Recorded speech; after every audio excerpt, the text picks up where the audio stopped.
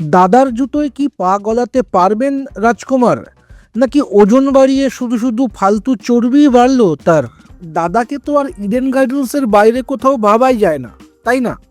ইডেনে সৌরভ গাঙ্গুলির স্ট্যান্ড 2017-তে দাদার সম্মানার্থেই তো তৈরি হয়েছিল, কিন্তু শোনা যাচ্ছে সিনেমার শুটিং নাকি ওয়াংখেড়েতে হচ্ছে। কেলেঙ্কারি কাণ্ড মশাই।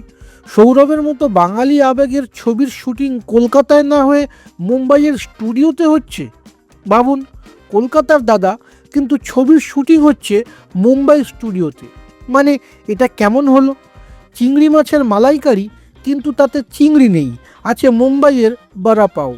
এই নিয়ে যখন কলকাতার লোক হাপিত্তেশ করছে, তখন হঠাৎই উড়ো খবর ছবির নাম নাকি দাদা।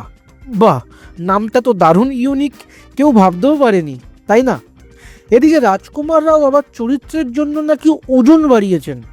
আরে মশাই, ওজন বাড়ানো তো খুবই সোজা, কিন্তু দাদার মতো অ্যাক্টিং করা কি সোজা হবে? শোনা যাচ্ছে ছবিতে দাদার বাবা ও মা হচ্ছেন বোমান ইরানি আর অপরাজিতা আড্ড। মা তো বাঙালি, কিন্তু বাবাকে কেন হিন্দি সিনেমা থেকে আনা হলো? এটা কি কোনো বাঙালি ইমোশন ট্রোল? শাশ্বত চট্টোপাধ্যায়ও নাকি অডিশন দিয়েছিল, তবে তিনি কোন চরিত্রের জন্য সেটা এখনও কেউ বলতে পারছে না। যাই হোক, দাদার ছবি বলে কথা, দেখতে তো হবেই। নাকি মুম্বাইয়ের স্টুডিওতে বানানো দাদাকে দেখতে টিকিট কেটে কেউ যাবেনই না? কি মনে হয় আপনাদের? কমেন্ট করবেন অবশ্যই। আপনার নিজের জন্য বা নিজের ব্যবসার জন্য পার্সোনাল বা বিজনেস ওয়েবসাইট তৈরি করতে চান, অথবা তৈরি করতে চান আধুনিক মোবাইল অ্যাপ, কোথায় যোগাযোগ করবেন, কিভাবে শুরু করবেন বুঝতে পারছেন না? যোগাযোগ করুন নিচে দেওয়া ফোন নাম্বারে। আপনার সমস্ত প্রশ্নের উত্তর পাবেন এখানেই।